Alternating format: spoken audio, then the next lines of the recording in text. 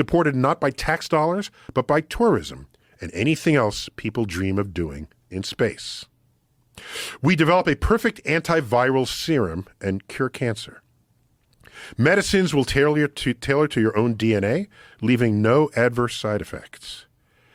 And this is in response to your earlier question, we will resist the urge to merge the circuitry of computers with the circuitry of our brains. Have you ever seen I'm happy enough to just dig it up here. No, Yeah. I don't need to surgically implant this. I'm seconds away from all the knowledge of the world that I could possibly want. I don't have to surgically implant it. I don't have that urge. I'm sorry. Right, but if they do increase the capacity for human knowledge and your access to information substantially to the point where someone with the neural interface has an enormous advantage. Well, they'll do it over faster, anybody who perhaps, doesn't. but I don't. But not just faster, but change the That way you remains to be seen. interface with information. That remains to be seen. But And of that's- course, our guy says that, Yeah, Mr. Elon. Singularity. No. Well, Ray Kurzweil? Ray Kurzweil, right. Yeah. Right.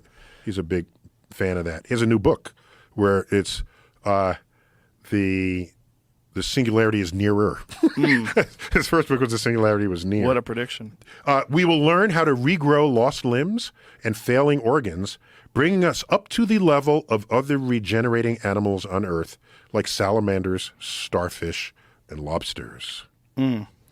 Instead of becoming our overlord and enslaving us all, artificial intelligence will be just another helpful feature of the tech infrastructures that serve our daily lives. Those are my predictions to be found wrong. Do you have in any 30 fears years. of artificial No. general intelligence? No. Not at all? I don't think that's where it's going to head. You don't think Neither does Kurzweil, by the way. Do you believe I think we'll put intelligence in things that need to do things. Get the perfect cup of coffee. Put it in your car so it drives and doesn't get into an accident. Put it in things. To have the one thing that does it all, I would love to hear you talk to Elon about this because he has a deep fear of it. Yeah, I'm anomalous there, so don't listen to me. Listen to others. You're anomalous in the fact that you're not concerned?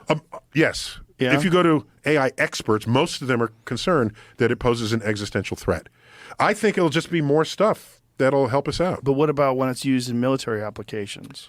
Well, that is an ethical. I mean, all Yeah. military operations involve some ethical decision tree. Right. So it would be added to the ethical decision tree. But when you have unethical foreign countries that will use these sort of that's artificial anti-tank warfare, so you need ways to combat that.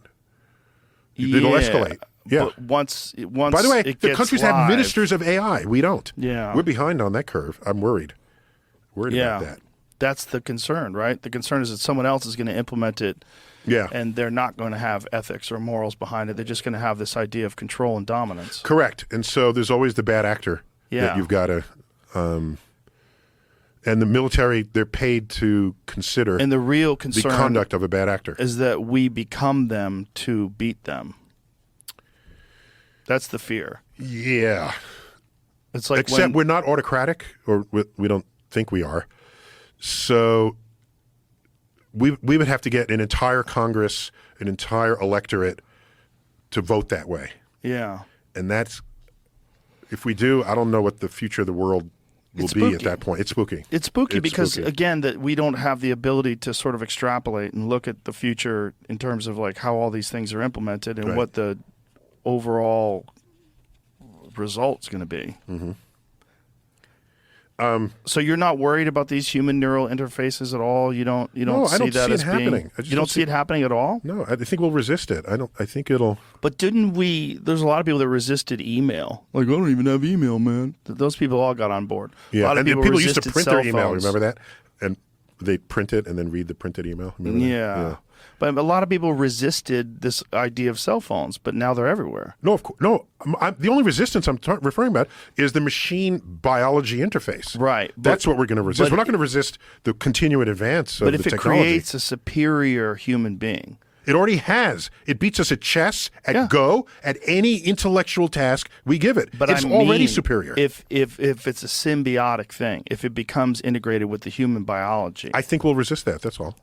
It's a prediction that I think we you can. will. Oh, I'm going to hop on board right away. I'm going to be one of the first people. I'm going to drill a hole in my head, the Elon. cyborg, Let's go. implant it. I don't want to be left behind. Okay. Well, the real concern is that it's really going to separate the haves from the have-nots, because if it does give you an advantage economically, an advantage in terms of your intellectual capacity, you're going to have this advantage because it's going to be prohibitively expensive, I would assume, initially. Often things that are prohibitively expensive initially don't forever stay that way. Right, like cell phones. Of course. But eventually it becomes... Or flat panel TVs. Sure. They're like impulse items at Kmart. I was right? just at Walmart. I can't believe how cheap they are now. 50-inch TV. It's nuts. Yeah, it's nuts. Yeah. It's crazy. They were Used to be so expensive. I remember, and heavy. Like 20 grand. Yes. Yeah. Tens of thousands of dollars. And they'd come in like wood crates. Yep.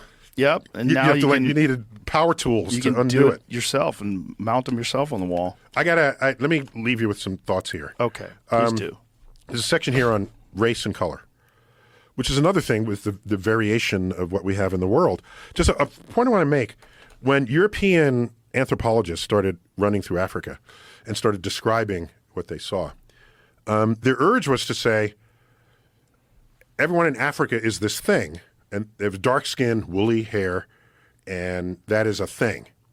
And they called it a race, and they called it the Negroes, okay? And this is our attempt to classify into few categories something that might actually, in real life, be on a spectrum. We know that the human species began in Africa. And everybody who populates everywhere else in the world came out of Africa to do that.